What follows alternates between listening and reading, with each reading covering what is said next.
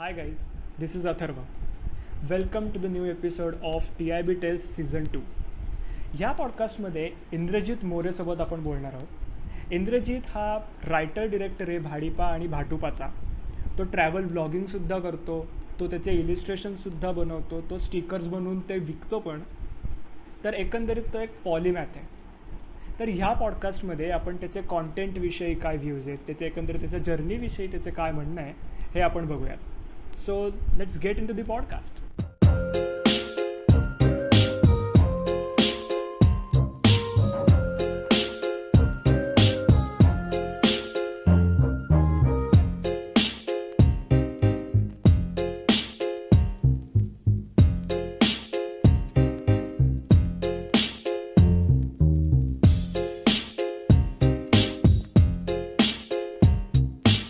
So, Mr. Indrajit More, good to have you on the show brother. Thank you. कसं वाटतंय? काय सध्या feelings काय, कसं चालू आहे सध्या? सध्या पहिले तर प्रचंड वैतागलोय. दुसरं म्हणजे काम खूप आहे पण ती करायची इच्छा अजिबात नाहीये. आणि चौथं डोक्यावर एक्झाम आहे. उद्यापासून माझ्या फायनल एक्झाम सुरू होतात. सो असं काहीच जरा होऊन पडलं आहे. पण ठीक आहे रे, म्हणजे ही पण एक फिलिंग आहे की आता शेवटची एक्झाम द्यावा लागणार, त्याच्यानंतर एकही एक्झाम द्यायची गरज नाही कारण ग्रॅज्युएट होणार. आणि दुसरं म्हणजे की ऍटलिस्ट ऑक्सिजन सिलेंडरने तरी श्वास नाही घेते मी जरा बऱ्यापैकी आता तरी बऱ्या परिस्थितीत आहे. मला मी समजू शकतो तुझं एक्झाम वगैरे आणि सगळं एकत्र आलंय. आम्ही लास्ट इयर पण सेम सिच्युएशन मधनच गेलो जेव्हा सीझन 1 केला होता तेव्हा सेम सिच्युएशन आहे. एकीकडे एक्झाम आणि एकीकडे पॉडकास्ट चालू. सो आता या पॉडकास्टमध्ये आपण बरंच काही गप्पा मारणार आहोत. आपण तुझ्या ट्रॅव्हलिंग विषयी बोलणार आहोत, आपण एकंदरीत कॉन्टेंट क्रिएशन विषयी बोलणार आहोत आणि तुझ्याही पर्सनल विषयी पण आपण बरंच काही बोलणार आहोत. तर पहिल्यांदा मला असं वाटतं ट्रॅव्हलिंग पासून सुरुवात करूयात. तू आतापर्यंत बरंच ट्रॅव्हलिंग केलंयस, म्हणजे पार हम्पी वगैरे असेल किंवा बाहेर असेल किंवा आता तुझं माउंटन्सचा पण एक शो चालू आहे. तू सोलो ट्रॅव्हलिंग मोस्ट मला म्हणजे सोलो ट्रॅव्हलिंग बद्दल बोलायचं स्टार्टिंगला की तू सोलो ट्रॅव्हलिंग पण बरंच केलंय. तर तुला एकंदरीत ट्रॅव्हलिंगनी एकंदरीत सोलो ट्रॅव्हलिंगनी सगळ्यात जास्त काय शिकवलं, म्हणजे एवढं ट्रॅव्हलिंग करून? सो बेसिकली बऱ्याच जणांसाठी ट्रॅव्हलिंग हे लाईक एक कम्पेन्सेशन असतं खरं तर. म्हणजे मी आठवड्यातनं 4 तास माझी गाण घासून काम केलं तर मला त्या विकेंडला कसंही वागता येईल किंवा मी ट्रॅव्हलिंगला जाईल. It is like a compensation for my daily boring job. तर त्याने एक मुद्दा सार्थ होतो की तुम्हाला जो हॅपीनेस क्वोशंट असतो ना तो नाही मिळत ट्रॅव्हलिंग मधनं, if you consider it as a compensation. दुसरं म्हणजे it's almost like indulging in something. But I think म्हणजे मी फार काही रोमॅन्टिसिझम मध्ये जाणार नाही, but it is definitely something more than that. म्हणजे अरे खूप साहजिक आहे बघ ना, तू एका ठिकाणून दुसऱ्या ठिकाणी गेलास आणि तू जिथे बिलॉंग करत नाही तिकडची तू लाईफ बघितली तर तुला ऑब्व्हियसली काही ना काहीतरी एक छोटा पर्सेंट तरी शिकायला मिळेल की अरे माझ्या व्यतिरिक्त बरीच लोक एक वेगळं अल्टरनेटिव्ह आयुष्य जगत आहेत. त्याच्यातला एक माणूस मच्छी मारतोय किंवा एक माणूस आहे तो $1 मिलियन इंडस्ट्री त्याने उभी केली आहे. आणि या दोघांमध्ये पण एक साम्य असतं. सो बेसिकली वेगवेगळे लोक बघायला मिळतात आणि लोक एकत्र कसे राहतात, आपण जे म्हणतो ना social animals, how do we respond to society, तर ते एक खूप मोठ्या स्केलवरती बघायला मिळतं. आणि तुला स्वतःवरती पण एक्सपेरिमेंट करता येतं रे. म्हणजे तू स्वतःला एका दुसऱ्या अनफॅमिलियर ठिकाणी टाकल्यास तर तू काय बिहेवियर दाखवतो, तू काय करतो, तर ते तुझ्यावरती पण तू एक्सपेरिमेंट करू शकतो. It's somewhere related to hostel life मध्ये जे तुला सगळं नवीन नवीन कळतं की अरे हे सगळं आपल्याला करायचं वगैरे, तर तेच कुठे ना कुठेतरी सोलो ट्रॅव्हलिंग मध्ये होतं रे. So I think that is a fun part about solo travelling, like the reason why I would choose it any time, because it is not just to seek pleasure, but it also to seek something within you, without you. something from the people and getting something back. And every time I've been on a solo traveling, I've gotten a lot of things back. So I'm really thankful to it. तर त्या एका गोष्टीमुळे मला कधीही एकटं फिरायला आवडेल. Not that group travelling म्हणजे असं मी फार शिव्या घालतो त्याला, मी घालतो. पण एक असा खूप चांगला ग्रुप असेल किंवा मग एक क्लोज ग्रुप जवळचेच असेल आपला. मित्र वगैरे, हा, तर त्यांच्याबरोबर जायला काही प्रॉब्लेम नाही. त्यांच्याबरोबर जाताना मग मी ह्याचा विचार नाही करणार की अरे मला शिकायला काय मिळतंय किंवा मग अरे इकडची लोक कशी लागतात. मित्रांबरोबर जायचं असेल तर I Exactly. Would be the wildness. I would be myself. I would be comfortable. I would want to chill out with them. I would want to spend quality Exactly. time with them.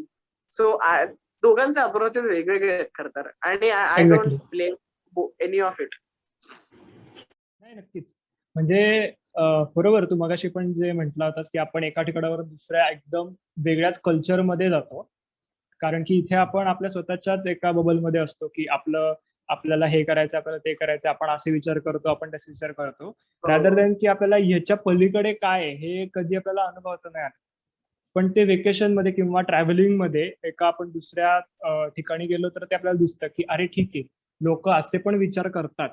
म्हणजे मी समजतोय की यार ठीक आहे, माझं इकडे हा problem चालू आहे, मला सध्या पैशांची एवढी कमी आहे, राव माझ्याकडे नाहीच आहेत काही, किंवा माझा एसी बंद पडलाय घरी. पण तिकडे ते काय राहतात म्हणजे त्यांच्या तिकडं त्या लोकांची तिकडचे प्रॉब्लेम्स हे वेगळे आहेत. आणि आय थिंक त्याने आपला एक एक हंबलनेस आय थिंक एक पर्सनॅलिटी मध्ये येतो आपला, किंवा एक आपण आपण बरंच काही शिकतो की अच्छा ठीक आहे, लोक असेही राहतात. म्हणजे मी आणि क्रिव करणं खूप कमी केलं, हे मी अगदी दाव्याने सांगू शकतो.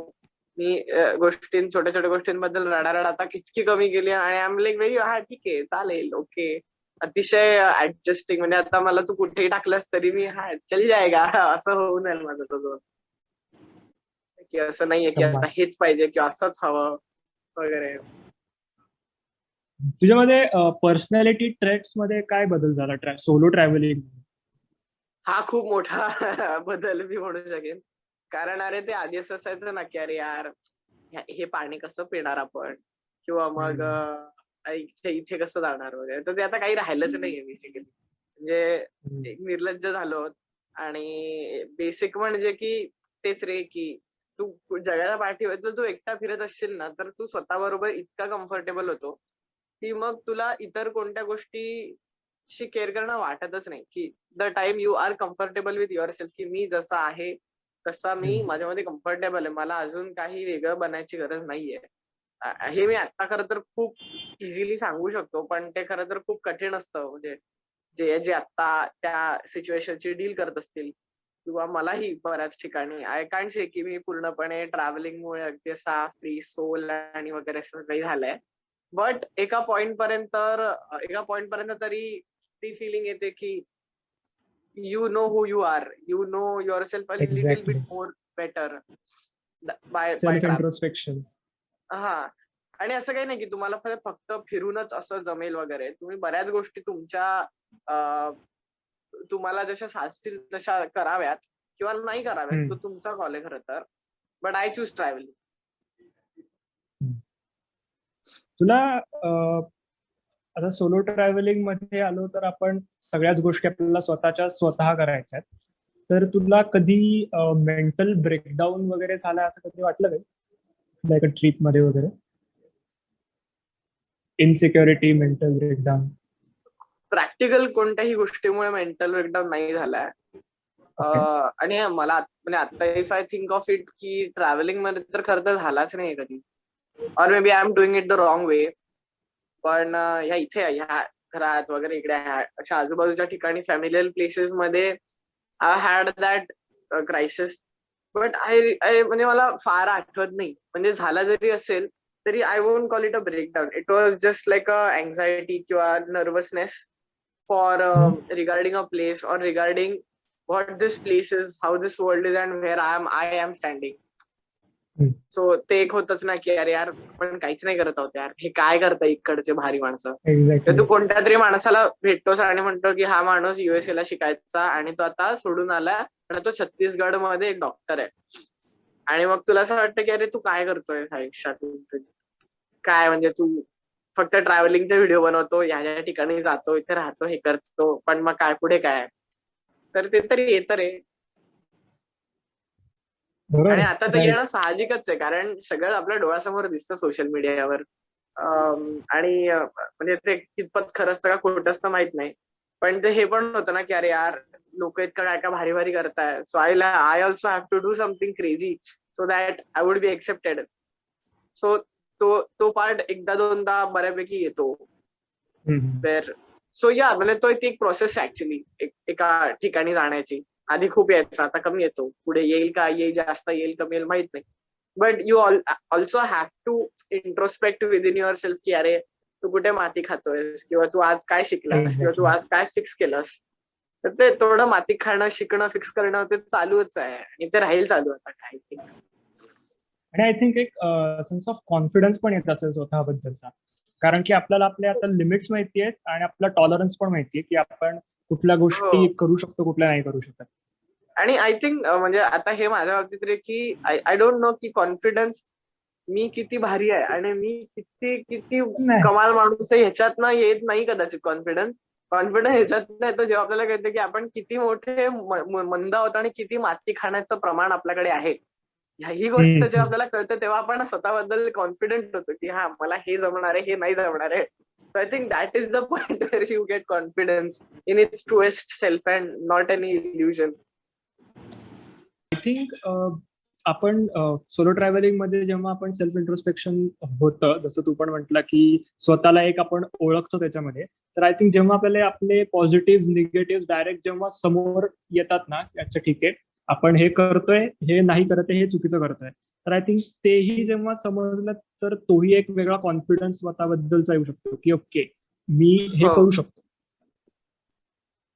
अरे तू ज्या गोष्टीला जास्त ओळखतो त्या गोष्टीबद्दल तू कॉन्फिडंट असतोच ना. म्हणजे मला आता उद्या सांगितलं की एक्झॅक्टली. हे अल्जेब्राचं सम सॉल्व्ह कर, तर मला नाही जमणार.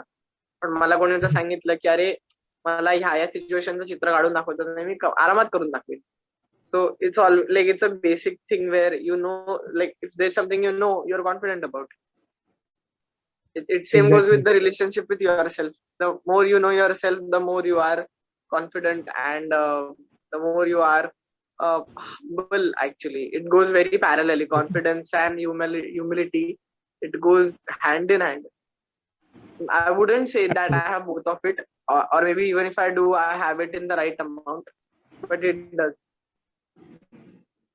नाही ठीक आहे. आपण ऍक्च्युली आता आपण 20s मध्ये आपण आपलं आयुष्यात भरपूर काय अजून बघायचं राहिलंय, भरपूर अजून हो, वेगवेगळ्या आणि तरी सिच्युएशन्स पण हा मध्ये खूप यायचंय. बेस्ट पार्ट आहे खरं तर. म्हणजे आता एक्झॅक्टली. आपण ज्या वयोगटात आहोत त्या वयोगटात आपल्याला कोणीच एक्सपेक्ट नाही करत की तुम्ही असं वागा, किंवा यु नो एक्झॅक्टली. की तुम्ही खूप श्रीमंत राहा. We are not expected to do all the posh thing. So we have the liberty to go anywhere. कोणत्याही बसने फिरा, कशातही बसा, काहीही करा, कोणत्याही गावात जा, काहीही करा. एक वडापाव दोघांमध्ये खा, म्हणजे यू हॅव दॅट लिबर्टी. तर हे फ्रीडम आहे, तर तुला ते फ्रीडम पुरेपूर वापरण्यात जी मजा आहे ना, म्हणजे I think that this is the best time. म्हणजे 20s is like the best time to live your life. And explore. Yeah, explore, experiment with everything, experiment with yourself, the people around, the things you do. आणि तुझ्याविषयी आपल्यासारखे लोक पण तू करत तेच असतात. सांगशील हो, की तू ऍब्सोल्युटली. एक्सप्लोर करतोयस, एक्सपेरिमेंट करतोयस तुझ्याविषयी पण? हा अरे म्हणजे आपण खरं तर म्हणजे काही जणांना माहिती असतं, काही जणांना नसतं. बट आपण कुठे ना कुठेतरी प्रत्येक गोष्ट एक्सपेरिमेंटच करत असतो ना स्वतःवरती. म्हणजे प्रत्येक हम्म. जण ज्याला एक साधा बेसिक कोणता गरीब मुलगा असेल, तर तो पण काही ना काहीतरी करतच असेल ना त्याच्या लेवलवरती.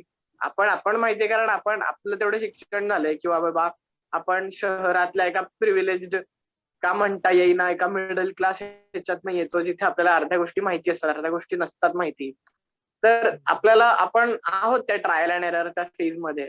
पण काही म्हणजे सगळीच लोक असतात खरं तर. काही जणांना माहिती असतं, काही जणांना नसतं माहिती. म्हणजे हम्म. असं नाही की बाबा अगदीच कमी लोक आहेत जी अतिशय they are choosing to be ignorant about something. तर त्याला I don't know what to. I have never seen anyone like that.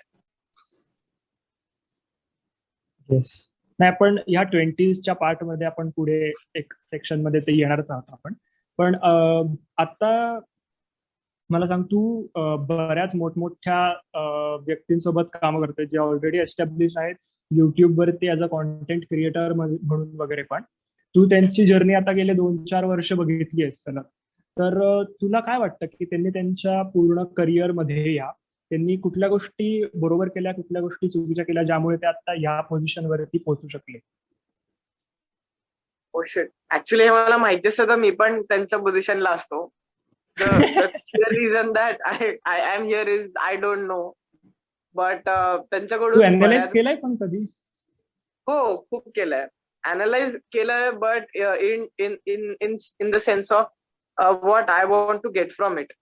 Okay. Like for example, मी ज्यांच्यासोबत काम करतो, the best thing that I find about the people I work with is when it comes to work they are very rational.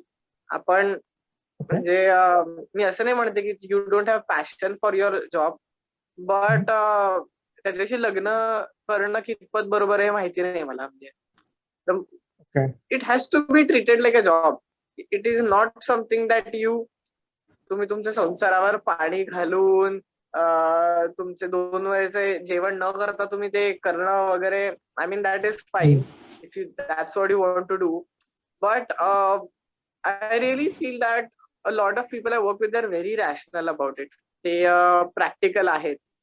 Problem असेल okay. तर don't do the blame thing की अरे यार हे आधी पाप हे असं नव्हतं करायला पाहिजे, अरे हेच झालं म्हणून असं झालं.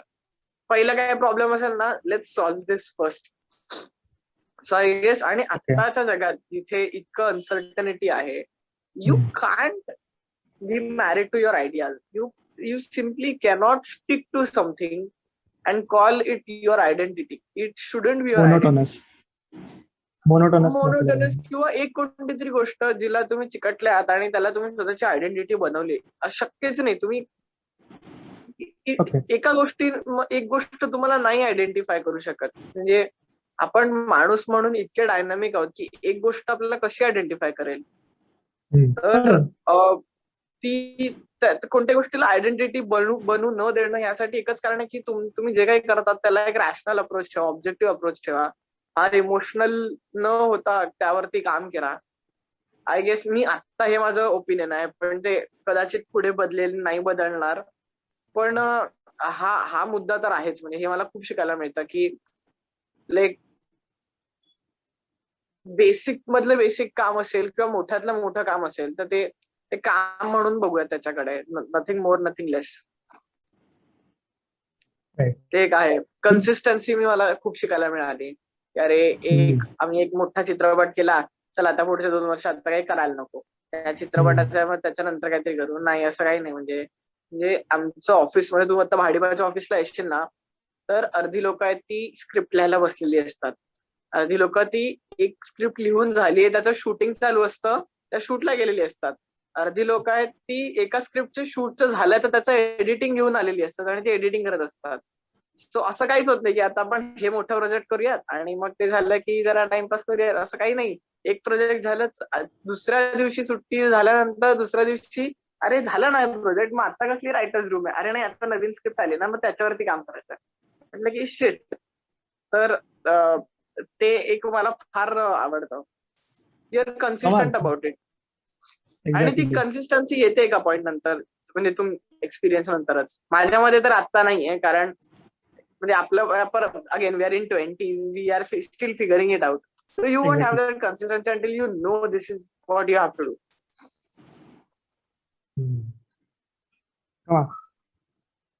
आणि अजून एक भाडीपाचच जर म्हटलं तर आपण समजा अशी एक काय स्ट्रॅटेजी आहे की एकापेक्षा जास्त चॅनल्स जर असले आपले तर it is more important to growth for the channels वगैरे.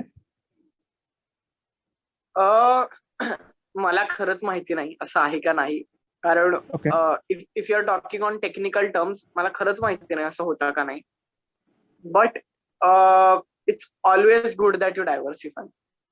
म्हणजे डायव्हर्सिफिकेशनने कोणाचा तोटा झाला असं कधीच नाही. नक्की. म्हणजे आपण वेगवेगळ्या अर्थात भाडीपात जर म्हटलो आपण, तर त्याचे वेगवेगळे चॅनल्स आहेत आणि ते प्रत्येक चॅनल्स वेगवेगळ्या ऑडियन्सला कॅप्चर करतं. असं नाही की सेमच ऑडियन्स सगळीकडे आहे, असं आहे पण काही पर्सेंटमध्ये. पण आता भाटुपा जर म्हटलं तर प्रॉपर टुरिंग आणि काय म्हणता येईल, टुरिंग आणि व्यवस्थित लाईफस्टाईल हा कल्चर. सगळा एक्सप्लोर करणं वगैरे या सगळा पार्ट तिथे कव्हर होतो. तर आय थिंक त्याच्यामुळे डायव्हर्सिफिकेशन ऑफकोर्स होतं. आणि आपण मे बी, म्हणजे हा माझा पूर्ण कॅल्क्युलेशन आहे, की जर आपण वेगवेगळ्या कम्युनिटीजला जे वेगवेगळे काय म्हणतात, वेगवेगळे त्यांचे थिंकिंग आहेत त्यांना जर आपण कॅप्चर केलं, तर अर्थात आपण एका वेळेस भरपूर लोकांना आपण टार्गेट बनवू शकतो. हो अरे, एक मोठं त्याचं कारण म्हणजे असं की आपण एक खूप महत्वाची गोष्ट अशी करायला जातो, तिच्यामुळे आपल्याला वाटतं की this is something which is like the parameter of being successful or being the ideal or being cool, which is we imitate. We imitate someone else's culture. We imitate something that we are not born into. Nothing wrong with it. It's okay. But when you do that, ask yourself that are you suppressing yourself who was born in a specific culture? म्हणजे ठीक आहे, तू इंग्रजी गाणी ऐकतो, काही विरोध नाही. पण जेव्हा तू ती ऐकतो तेव्हा स्वतःला फक्त एक प्रश्न विचार, की तुला जेव्हा ती गाणी स्वतः बनवायची असतील, तर तू स्वतःतल्या एका भागाला सप्रेस करतोय का? जो भाग तुझा चाइल्डहुड आहे, जिथे ज्या घरात तू वाढला आहेस, ज्या शाळेत तू गेला आहेस. आणि आपल्याकडे आपण जे कॉन्टेंट बघतो किंवा जास्तीत जास्त लोक बघतात, तर आपण खरं तर ती बॅकग्राऊंड नसते आपली बॅकग्राऊंड वेगळी. आपण शाळेत बाग तोडून आपण त्याच्याने क्रिकेट खेळलो, आपण शाळेतले पंखे वाकवलेत किंवा आपल्याला आईने मारलंय, हाणलंय वगैरे. तर ह्या गोष्टी बेसिकली लाईक नॉट जस्ट ह्या, मी अगदीच एलॅबरेट करून नाही सांगत आहे, पण या बेसिक गोष्टी रे, ज्या आपल्या कल्चरचा भाग असतात, त्या सांगण्यामध्ये जी ओरिजिनॅलिटी असते, ते सांगण्यामध्ये जे एक वेगळं फ्रीडम असतं, तर तेच टेस्ट करायला. आणि like when you tell your story which is connected to you, it has to be perfect and people will love it as far as it's your story. Exactly. So मराठीमध्ये content क्रिएशनचा हा एक खूप मोठा फायदा होतो, की आम्हाला आमच्या गोष्टी सांगता येतात आणि आपल्यासारखं बऱ्याच लोकांना ते कनेक्ट होतं. आपण ते तुझ्या आपल्या भाषेत केलं तर ते जास्त लोकांना कनेक्ट होतं. So I think that's a plus thing. I think याच एकमेव कारणासाठी पॉडकास्ट मराठीत सुरू केला आहे. अरे वा, कमाल.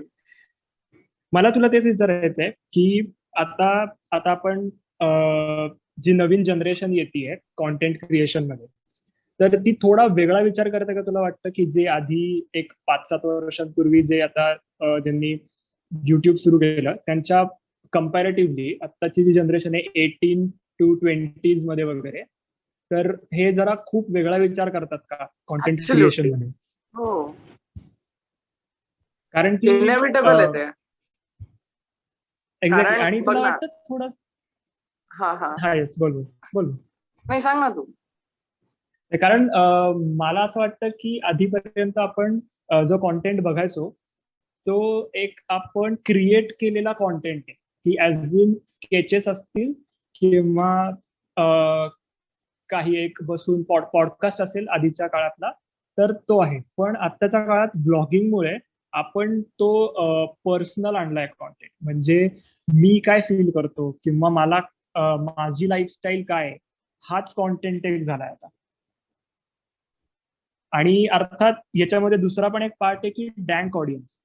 कारण की सध्या एकदम म्हणजे असे पण लोक आहेत की जे एकदम बोल्ड आणि डार्क कॉन्टेंट बघतात, आणि ते तुझ्याकडनं पण ते रिफ्लेक्ट होतं. तुझे स्टिकर्स वगैरे बनवतो त्याच्यामध्ये पण. मला त्याच्याकडेही यायचंय, पण सध्या एक ह्या जनरेच्या कॉन्टेंट विषयी आपण बोलूया. अरे हे बघ, सो हे खूप साहजिक आहे, खूप जास्त साहजिक आहे.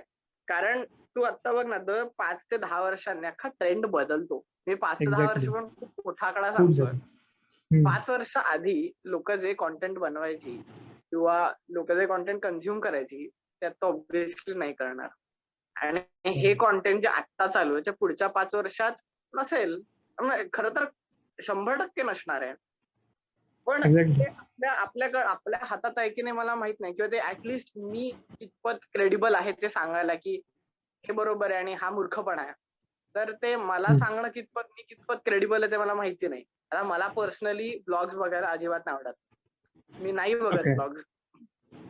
पण प्रत्येक गोष्टीचे फायदे तोटे आहेत. जे आता आधी आपल्याकडे एक समजा आपल्याकडे सगळ्यात रिअल काही असेल असं आपण एक कंटेंट म्हणून बघायचो अपार्ट फ्रॉम एकता कपूरच्या सिरियल किंवा बिग बजेट मूवीज. एकच काहीतरी रिअल असेल तर ते असायचे रियालिटी शोज. ते आपल्याला यंग बरोबर. ऑडियन्स स्टोरी काही केवढं होतं त्यासाठी हो. हाईप आहे. पण आता 5 वर्षानंतर त्या रियालिटी शोजला कोणीतरी क्वेश्चन करतं and the more real that we get is an independent creator creating content or making vlogs. That is the most real form of content. But again, this has storytelling. Some vlogs do have a story, some vlogs don't. It's just like porn. There's no story. It's so तो Exactly. मुद्दा आहेच रे. आणि I think the more real you get the more uglier you see yourself. म्हणजे आपण खरं तर एका रियालिटीमध्ये म्हणजे जे आपल्या आजूबाजूला आहे त्याच्यामध्ये सगळंच म्हणजे आपल्या आजूबाजूच्या बायका रोजच साडी आणि दागिने घालून झोपतील का? सो आपल्याकडे जितके ब्युटिफुल एलिमेंट्स आहेत सोसायटीमध्ये तितके घाणेरडे एलिमेंट्स पण आहेत, तितके ग्रेव्ह कॉन्फ्लिक्ट पण आहेत. तर त्या गोष्टी पण समोर आल्या. मग त्या जर्नलिझम मधनं म्हण, इंडिपेंडेंट जर्नलिझम मधनं म्हण किंवा मग ब्लॉग मधनं आपल्याला बऱ्याच गोष्टी कळल्या की आता खरं तर how a person is from like I don't know how. म्हणजे मी स्वतः त्याचा ऑडियन्स नाही म्हणून मी तुला फार नाही सांगू शकणार. पण ह्या गोष्टी पण आल्या. आता जसं तू मला म्हणाले की किंवा डार्क ह्युमर आहे तो आधीपासूनच होता. आता फक्त तो अनपॉलिश्ड अनफिल्टर्ड लोकांसमोर आलाय कारण तो बघणारा एक ऑडियन्स आहे, तो क्रिएट करणारा एक ऑडियन्स आहे. आणि त्या गोष्टी तितक्याच खऱ्या आहेत जितक्या चांगल्या गोष्टी खऱ्या आहेत. So it's not about acknowledging और म्हणेन की अरे मेलेली लहान मुलं कसली भारी दिसतात. That's not dark. You clearly need therapy. But addressing issues that are not very comforting, that are difficult is equally important.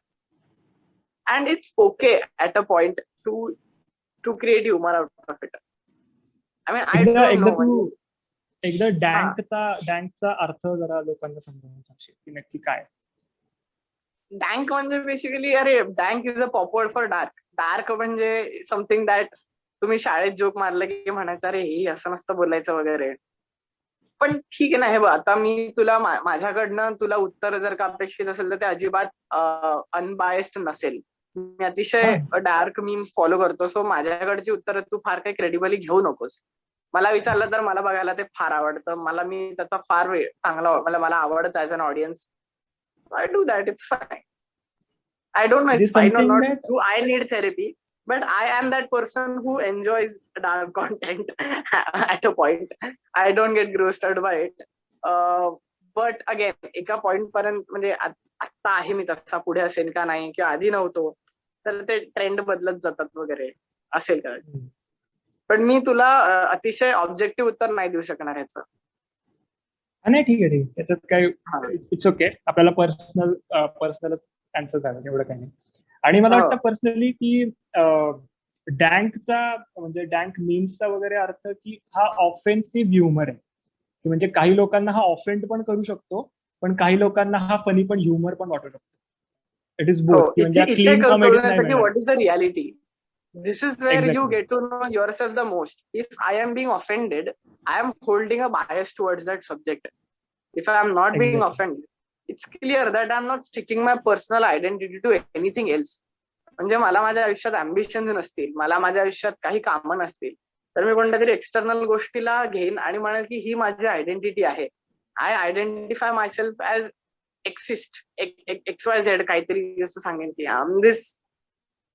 आणि every time someone points that out तुला दुखेल कारण ती तुझी एकमेव आयडेंटिटी आहे. So that is the point where तुम्ही कोणाला ऑफेंड करता किंवा तुम्ही स्वतः जरी ऑफेंड झाला तरी तुम्हाला कळतं की अरे this is the point where you have to be a little bit more stoic about things. आणि तुला वाटतं की आता फ्युचर कॉन्टेंट मध्ये येत्या ऑलमोस्ट 3-5 वर्षांमध्ये डँक कॉन्टेंट जास्त वाढेल, म्हणजे तो मेन फ्रेमला येऊ शकतो असं वाटतं तुला? मला खरंच माहिती नाही रे. कारण आता जे पण तू डार्क कॉमेडी बद्दल बोलतोय ते एकतर तायका वायतीती तरी करतोय, किंवा मग आपलेसे घाटकोपर कुर्ल्यामध्ये जे असे 16 वर्षाची मुलं आहेत ती ते पेजेस चालवतात. तू ह्या भांडवलावरती काय सांगशील की ते किती मोठं होईल किंवा काय होईल? नाही, कारण काय होतं आतापर्यंत आपण जे कॉन्टेंट बघतो, ज्या जनरेशननी जे कॉन्टेंट बनवलेत ना, ते जनरेशन ते एक्सप्रेस करतात त्याच्या थ्रू. कारण की आता हो. जे डँक ऑडियन्स, म्हणजे डँक जे कॉन्टेंट क्रिएटर्स आहेत, तर ते त्या जनरेशनला रिप्रेझेंट करतात प्रॉपर. आणि ही बरोबर आहे. जनरेशन पण आता लहानच आहे. थोडा स्टॅटिस्टिक्स बघ ना. आता ती जनरेशन पुढच्या 5 वर्षात ती जनरेशन पर्यंत बदलेल ना. कळलं का तुला? आता समजा मी एक्झॅक्टली, 16 इव्हॉल्व्ह वर्षाचा होईल ते आता, पण. तर मी पुढच्या 5 वर्षात 20 वर्षाचा होईल, 21 वर्षाचा होईल. तर त्या 21 वर्षाच्या मुलाला ती कॉमेडी आवडेल का? 21 वर्षाचा मुलगा कोरियन ड्रामा बघेल का? के पॉपचा फॅन असेल का? असेल का नसेल हे आता मला माहिती. Maybe so I can't let's see, say बघूयात एनिथिंग काय अबाउट होतंय. That generation. मी पुढच्या 5 वर्षामध्ये काय मला आवडेल बघायला हे मला माहिती नाही, तर मी त्या जनरेशनचं काहीच सांगू नाही शकत. कारण मागच्या 5 वर्षाआधी मला नॉडी बघायला, मी तेव्हाही नॉडी बघायचो. तर मी नॉडी नाही बघणार. बरोबर आहे. आपण आता 20s विषयी बोललो, आपण त्या जनरेशन विषयी बोललो.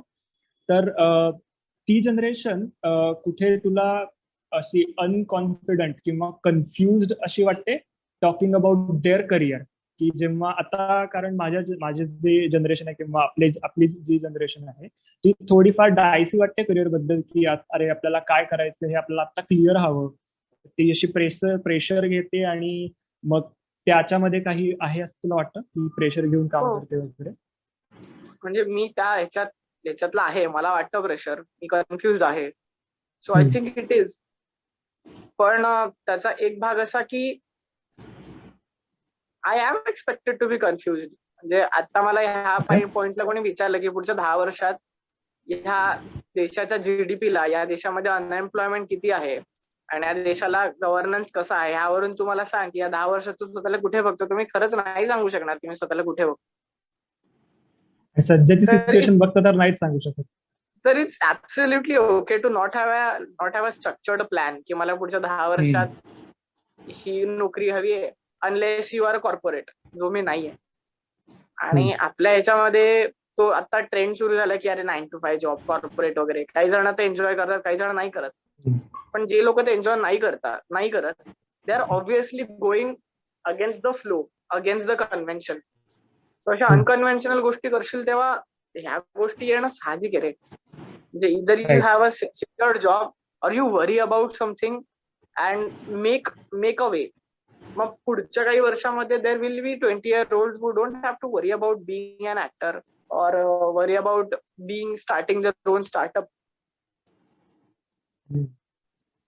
एक्झॅक्टली. कारण की समजा जर आपण मागचे 10 वर्ष वगैरे जर बघितले, तर तेव्हा थिंकिंग करण्याची प्रोसेस वेगळी होती. म्हणजे आपण जर आधी आपण असं म्हणायचो की 24-25 पर्यंत तुला जे काय हवंय आयुष्यात ते एक्सपेरिमेंट्स करून घे, त्याच्यानंतर प्रॉपर सेटलमेंट. जेव्हा तुझं लग्न झालं की मग काय एक्सपेरिमेंट्स करायचे नाही बाबा, तेव्हा फुल सेटल असलं पाहिजे, एक फिक्स्ड इन्कम तुझी घरी आली पाहिजे. पण आत्ताच्या सिच्युएशन मध्ये आपण बघतो की जे 30s-40s मध्ये ते सुद्धा काही ड्रास्टिकली चेंज त्यांचं करिअर करतात आणि एकदम वेगळंच काहीतरी त्यांचं पूर्ण लाईफ चेंज करून टाकतात. जर आपण म्हणजे आता मला ऍक्च्युली आठवत नाही ते एंटरप्रेन्योर्स कोण आहेत, पण त्यांनी त्यांच्या 40s-50s मध्ये त्यांनी त्यांचा पूर्ण बिझनेस सेटअप केला आणि आता ते 10 वर्षात बिलियनियर्स.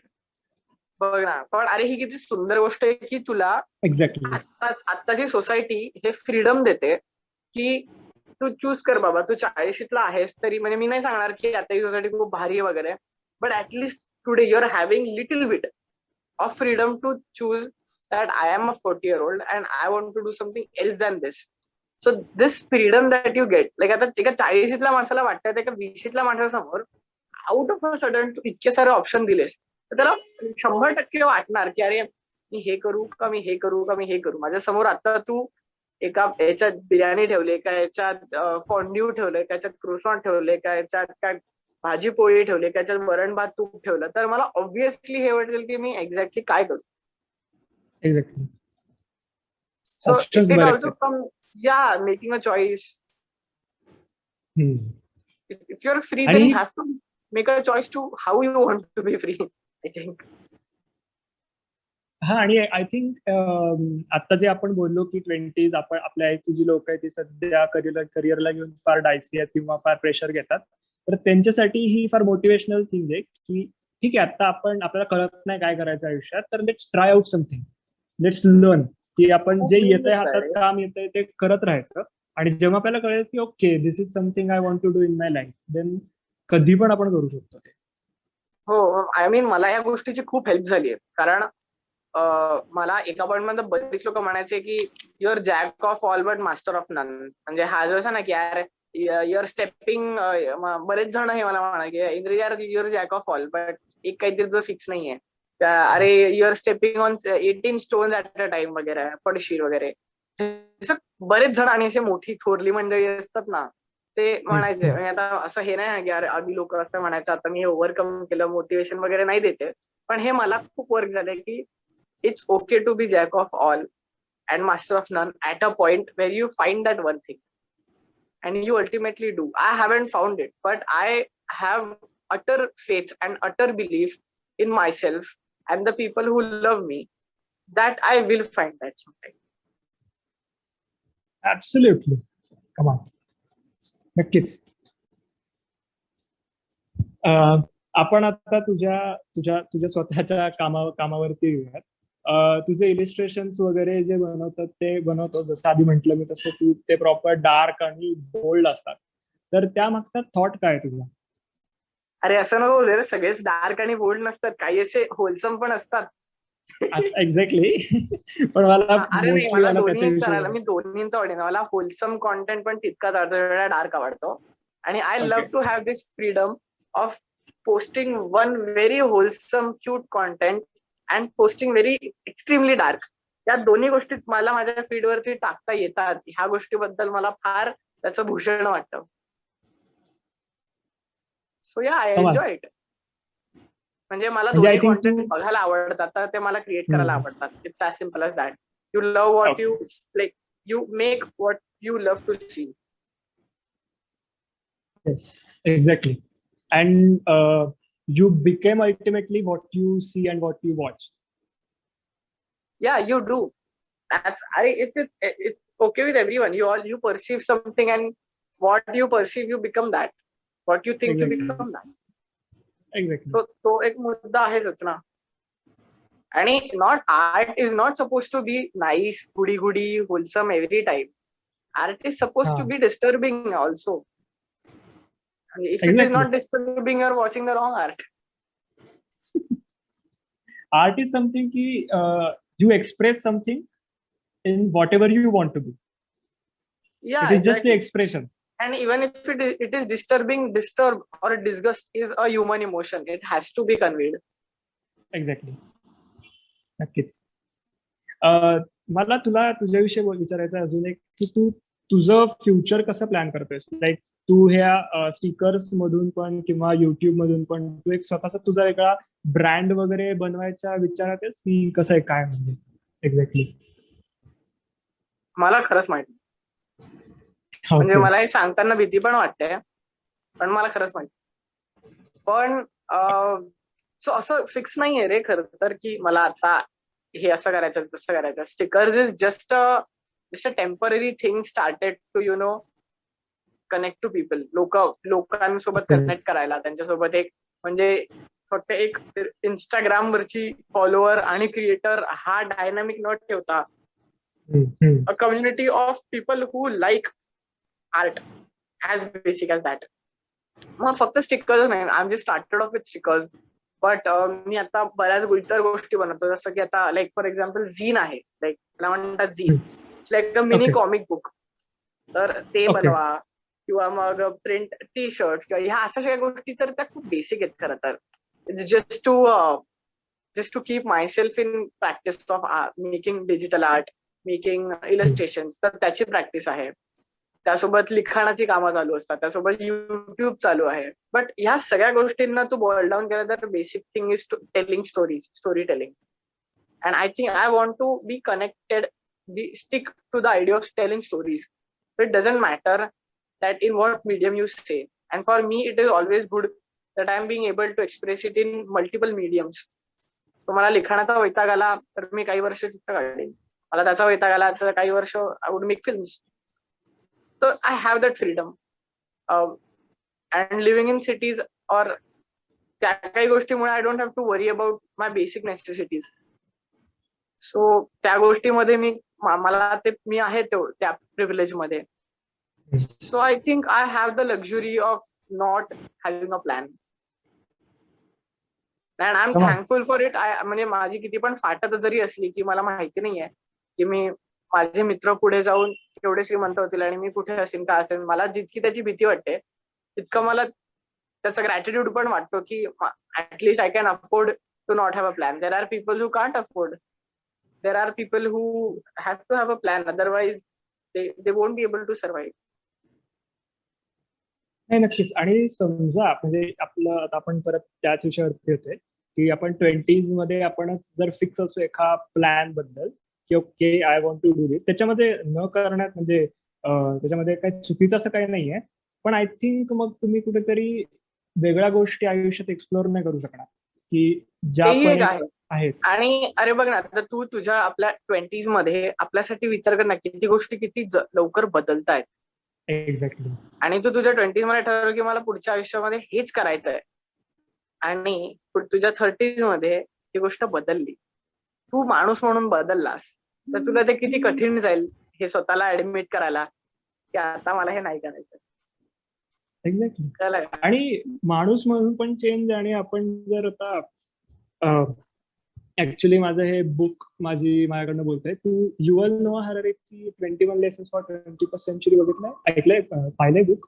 मला ते वाचायचं, मला सेपियन्स पण वाचायचं, मला भरपूर काय काय वाचायचं.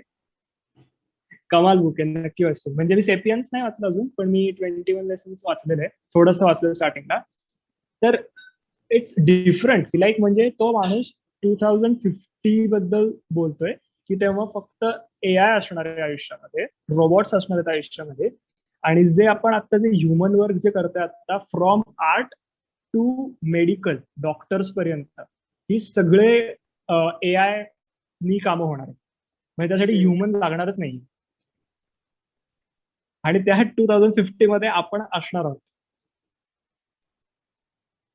तर म्हणजे आतापासून ठरवण्यातच पॉइंट नाहीये की ओके मला हेच करायचंय. म्हणजे तू पर्सनली बदल नाही बदल, आयुष्य बाहेरचं जग बदलत जाणार आहे आणि ते बदलणार. खरंय तेच. पण ह्या ट्रेंड्सना डोक्यात ठेवून एक बेसिक स्ट्रक्चर जर नक्कीच बनवू शकतो. So like for example, I want to stick to story telling, this is my basic structure. आणि ते आयुष्यभर पुरणार आहे. म्हणजे कुठला एआय नाही सांगू शकणार आपल्याला स्टोरी. खरंय. सांगू शकेल मोदी, काय माहित नाही. भीती आहे ऑलरेडी माझ्यामध्ये, अजूनच नको नाही.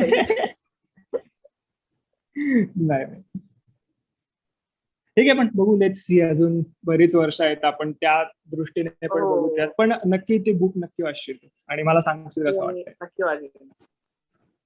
एक्झॅक्टली. आणि एक लास्ट क्वेश्चन, पर्सनल आहे, म्हणजे थोडासा सेल्फिश क्वेश्चन आहे. तुला पॉडकास्ट बद्दल काय वाटतंय की म्हणजे त्याच्या फ्युचर बद्दल, स्पेशली मराठीमध्ये काय वाटतं? ह्या पॉडकास्ट का in general podcast? In general. मी तरी ऐकतो पॉडकास्ट, मला ऐकायला आवडतात. म्हणजे कुठले असे फॉलो करतो तू प्रॉपर? हो, तर फिलॉसॉफाइज दिस नावाचा एक पॉडकास्ट आहे, तर ते मी एक्झाम पास करायला ऐकतो खरं तर. पण तो एकच मोटिव्ह नाहीये, it has help a lot in my life also. It's about philosophy ray, it's about history of philosophy. तर त्यामध्ये तुला वेगवेगळे कॉन्सेप्ट खूप छान समजावून सांगितलेत, खूप लेस बोरिंग पद्धतीने समजावून सांगितलंय. तो एक पॉडकास्ट ऐकतो. मला हिस्ट्री बद्दल खूप इंटरेस्ट आहे, तर मी एन्शियंट इंडिया ऐकतो, जो स्पॉटिफाय वरती आहे. असे काही मला एक तृप्ती खामकर आमची एक फ्रेंड आहे, हो, तुम्ही ओळखत असाल तिला, जी स्टँडअप कॉमिक नक्कीच आहे. तर नक्कीच. त्या गोलगप्पा नावाचा पॉडकास्ट असतो, तर ती खूप कमाल नॅरेटर आहे. तर तिच्या पॉडकास्टला जे जे लोक येतात तर ते मोस्टली सगळे मराठी असतात. तर मग त्यांचा पॉडकास्ट मला ऐकायला फार मजा येते. सो हा रे, म्हणजे आहे आता. आय डोंट नो मी कितपत हे बरोबर सांगू शकेन त्याचं फ्युचर वगैरे, पण हम्म. मला बघायला आवडतं. मी पुढचे काही वर्ष बघीन. मराठीमध्ये काय वाटतं तुला की पॉडकास्ट कितपत लोक ऐकू शकतात? ट्राय नाही केलं रे कोणी ते इतक्या मोठ्या स्केलवरती. म्हणजे आता हम्म. हे पॉडकास्ट आहेत जे तुम्ही करतायत वगैरे, ते आपण खरं तर खूप काही मोठ्या स्केलवर नाही करत आहोत. हम्म. अं, पण मग तसं तर कोणत्याच रिजनल लँग्वेजमध्ये पॉडकास्ट इतक्या मोठ्या स्केलवर नाही होतात, अनफॉर्च्युनेटली. आणि it is going to be थोडा tough to develop podcast in regional languages. Okay. जितके आपण इंग्रजीत ऐकतो, जितके आपण हिंदीत हम्म. ऐकतो. कारण पॉडकास्टची ऐकायचीच गोष्ट आहे ना, तर ती जास्त लोकांना साजेल्या गोष्टीत भाषेत बनवल्या जातात. हम्म. तर ते रिजनल लँग्वेजमध्ये कितपत लोकांपर्यंत पोहोचेल, कारण आम्ही करून बघितले पॉडकास्ट, नाही चालत. भाडीपा भाटुपा बरोबर आहे. जितके म्हणजे नाही चालत, म्हणजे जितके युट्यूब व्हिडिओज व्हिज्युअल कॉन्टेंट किंवा ते चालतात तितके पॉडकास्ट जास्त त्यांना नाही हे मिळत, खूप ऑनेस्टली सांगायचं झालं तर. बट इट इज अगेन नाही, up to the kind of audience. म्हणजे एक्झॅक्टली. पॉडकास्ट ऐकणारा जो ऑडियन्स आहे त्याचा काय माइंडसेट असेल, तो कितपत कॉन्टेंट, तो कितपत ऑडियन्स म्हणून रिच आहे, हेही हम्म. बघावं लागतं. नाही, एक्झॅक्टली. म्हणजे पॉडकास्टसाठी आधीच ऑडियन्स फार कमी आहे, हे तर 100%. पण नाही, नक्कीच. म्हणजे तो आधीच कमी आहे आणि तो रिच होणं पण जास्त इम्पॉर्टंट आहे, की लाईक पॉडकास्ट म्हणजे अशी गोष्ट नाहीये की ओके ठीक आहे, तुम्ही एखादा कुठला तरी व्हिडिओ बघितला, जस्ट तुम्हाला मेंटली इन्व्हॉल्व्ह व्हावं लागतं पॉडकास्ट मध्ये ऐकताना सुद्धा. एक्झॅक्टली. कारण की हो, काही काही काही एवढे कमाल इन्साइट्स असतात की जे तुम्हाला तुमच्या रेग्युलर आयुष्यात पण खूप यूज होतात त्याचा. खरं. And the best thing about podcast is it's not something very scripted. त्याच्यामध्ये एक्झॅक्टली. It's not fiction. म्हणजे इट्स ऑलमोस्ट अ फॉर. आता जेवढं डॉक्युमेंटरी जेवढं रिअल असतं, पॉडकास्ट मध्ये तू असं नाही लिहू शकत, ह्याच्यानंतर तू हे बोलायचं, त्याच्यानंतर मी हे बोलणार. It's a very human exactly. Conversation. So as far as your शंभर लिसनिंग टू टक्के conversation, you have to get something back. Exactly. So मला वाटतं कन्क्लूड करूयात. कमाल चालेल. मजा आली तुझ्याशी बोलताना. थँक यू हो. So much for the time. अरे तुम्हाला सुद्धा, की ह्या सेकंड सीझन मध्ये अजून कोण कोण आहे सेकंड सीझन मध्ये? ऍक्च्युली काही अजून 2-3 आम्ही लोकल पर्सनॅलिटीज आहेत, म्हणजे डबिंग आर्टिस्ट आहे, किंवा एक आपल्याच एज मध्ये जिनं बिझनेस स्टार्ट केला स्वतःचा आणि ती कमाल करते या वाव. बिझनेस आता. एक्झॅक्टली. अशा वेगवेगळ्या पर्सनॅलिटीज आणायचा आम्ही प्रयत्न भाय. करतोय. अरे पण हे खूप आणि भारी आहे की आता मराठी चालू आहे हे प्लीज हो, कंटिन्यू करा नाही, यार. एक्झॅक्टली. अरे नक्की नक्की. तुमचा सगळ्यांचा सपोर्ट असेल तर नक्कीच करू आम्ही. नक्कीच. पण थँक्यू Exactly. बोलवल्याबद्दल, मजा आली. अरे माय प्लेजर.